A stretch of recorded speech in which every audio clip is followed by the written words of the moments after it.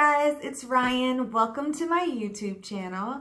So on this channel, I pretty much talk about everything I've learned within the first year of marriage. I have been married for a little over a year, and there's so much that I've learned and experienced in this time. So I just wanted to make some videos to, I guess, share my experiences, the good stuff, the not so great stuff, just so that you know exactly what to expect. So if you guys have any questions for me, any things that you want me to cover in these videos, let me know in the comments. You can also subscribe so you can keep up with all the videos that I'm going to be posting. I'll try to post one a week. Hopefully. Let's see how this goes. Hey guys, so for the first episode, I wanted to talk to you guys about before the wedding, before the marriage, but when we were engaged, exactly what I was doing to try to get ready for marriage and really what was going through my head, because it was a nervous time, right? So I'm sure that if anybody else has been in this situation, like you get engaged and you get closer to the date and you start thinking, whoa, I'm about to be somebody's wife and I don't know what in the world I'm doing. So me, I was thinking, I am like hands down an incredible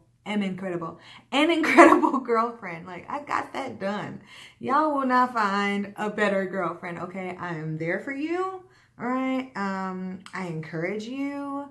Like I can look cute for a smooth, like I've got you for a smooth 5 hours before my eyeliner starts running and I can't reapply it. So I'm like doing this and stuff. And then at like hour 8, there's no more eyeliner. So you've got me for a good 5 hours of like extra fine trophy girlfriend, hand on shoulder, like boom. And so I was thinking, okay, I can keep that up for a little while, but with a girlfriend thing, you get to go home, right?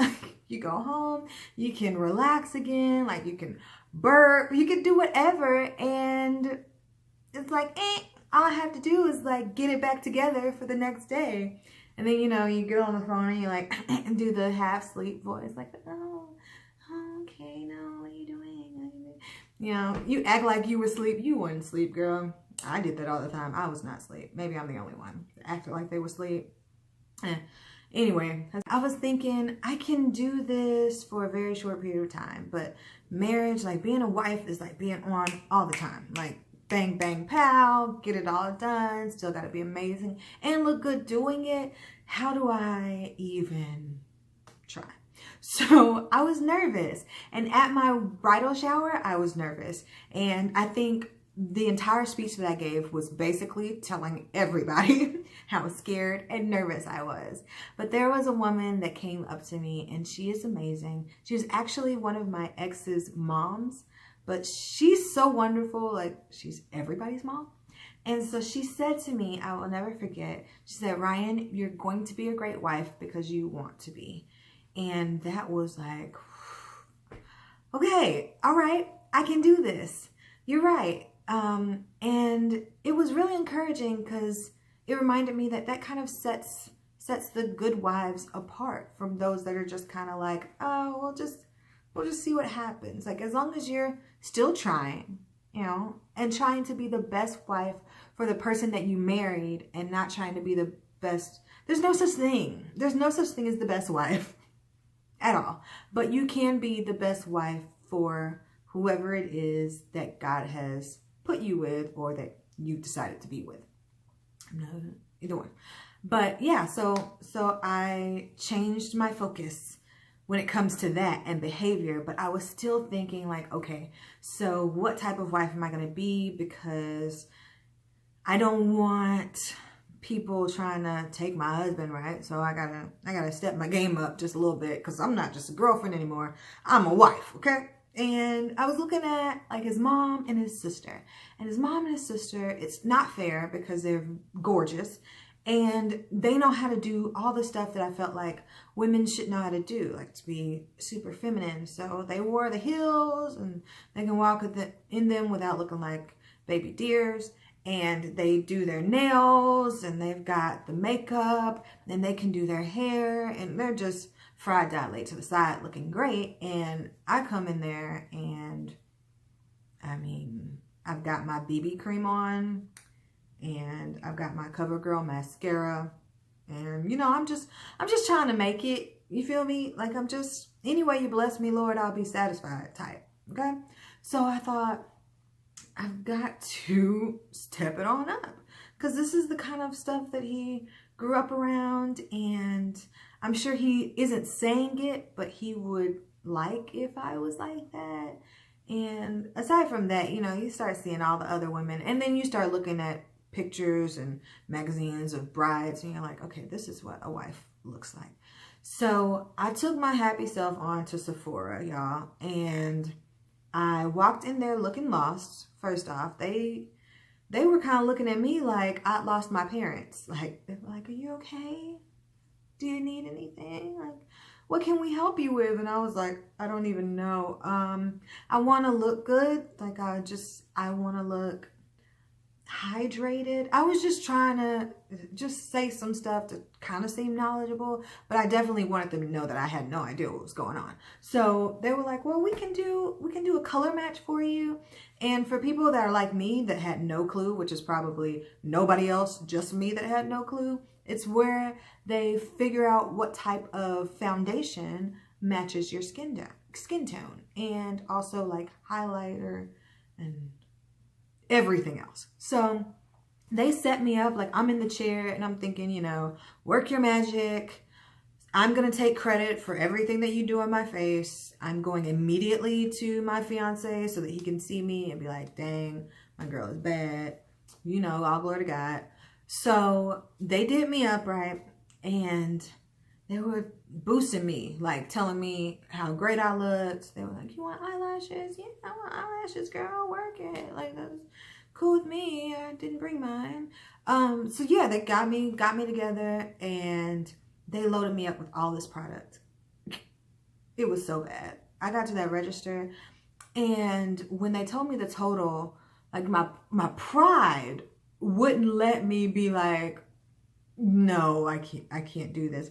So I definitely swiped my card for an ungodly amount of money for a brand new face. Like, I should have just gotten plastic surgery for the amount of money that they charged me. This is not a rant, I'm just saying. So I leave, I get in the car, I'm feeling myself, right? Because they had me feeling myself.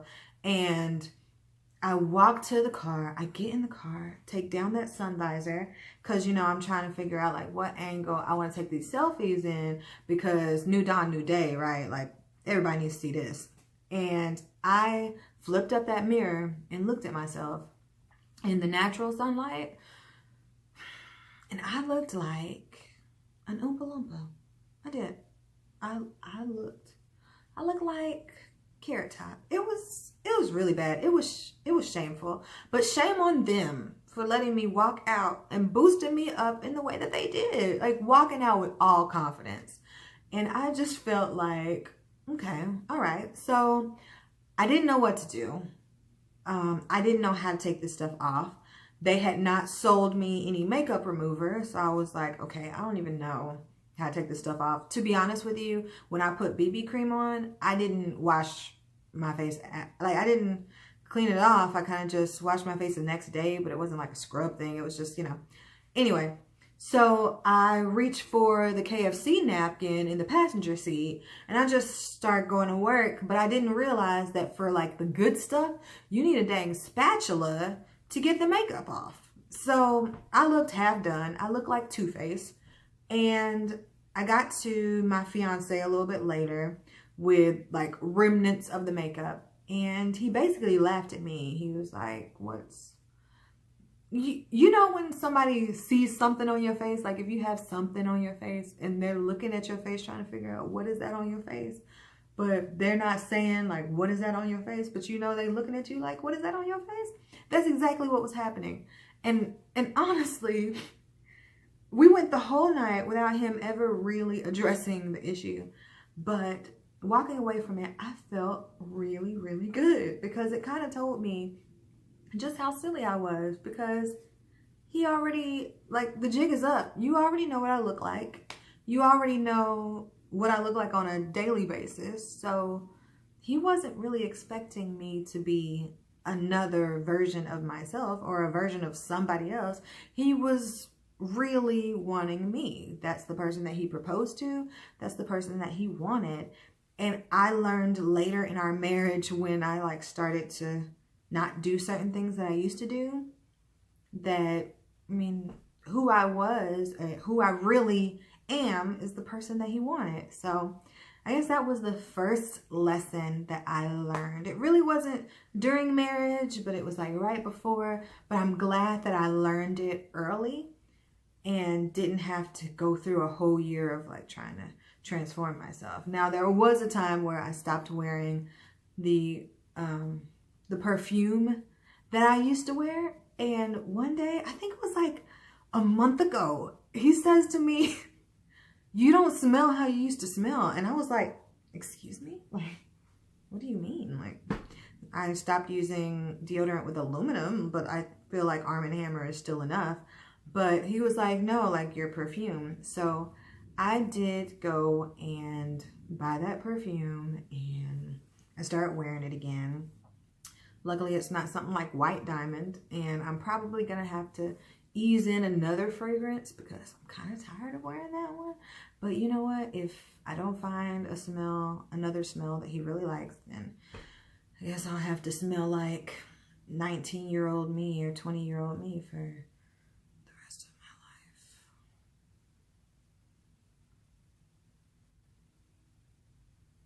life. Okay, so I hope that that helps somebody. I hope somebody can relate to that.